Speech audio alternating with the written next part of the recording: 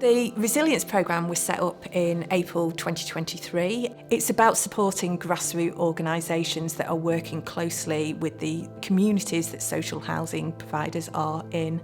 And the idea behind the fund was to really support the stability of the voluntary and community sector, support their resilience and sort of long-term sustainability. The demand for their services is through the roof, and they're under a huge amount of pressure as organisations. But certainly the social housing sector really see the value in those grassroots organisations providing that support.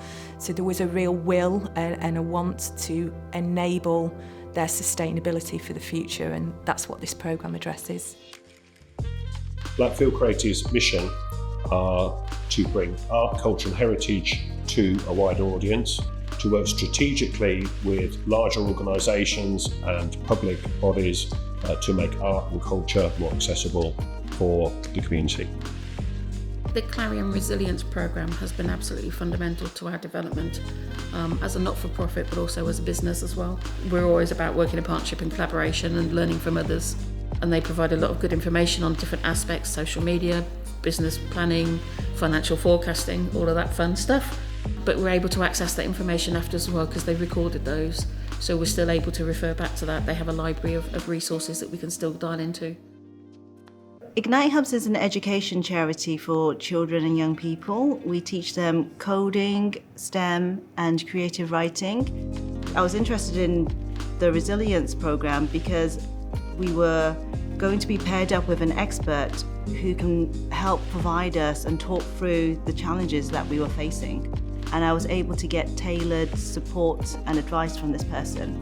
And that expertise, particularly from someone that's worked with other charities, is hugely invaluable. The Appeal Project was set up by people that found a real gap in the market for BAME and Muslim communities. It was set up by members of the community for the community. What we benefited from was we got a consultant to do our 5-year strategy, and we also got a consultant to do our marketing plan.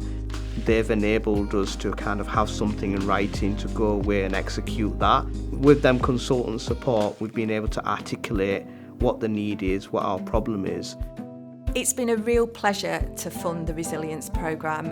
What we've really loved about it is actually attending the peer learning events, and those have been so vital for us as a funder to really understand and gauge the impact of this programme. We've heard some brilliant stories from beneficiary organisations about how it's transformed what they do and how they do it, but also ultimately how that's really made an impact on the services that they deliver in communities. With the support from funders and organisations, that gives us a greater freedom to work on outreach projects with the gallery spaces, and the core funding gives us that time to invest within ourselves as an organisation to create better opportunities for the community. So what I've been able to do with the grant funding is to invest in an online learning platform which will enable us to provide our students with a better learning experience, enable them to access tools and resources.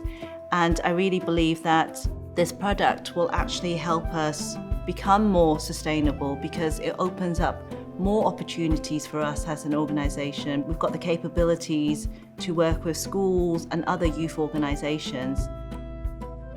As well as giving them consultations and them workshops, they've gave funding, which has meant that we've been able to move into an office, and that has been hugely beneficial because now we have our own space, we have more space to bring in our volunteers and do our staff training and also do workshops for children. So it's beneficial in two ways. One's it's to our beneficiaries and one's to organisation to increase its capacities. What I love about this programme is it's been shaped along the way by voluntary and community sector organisations and their needs.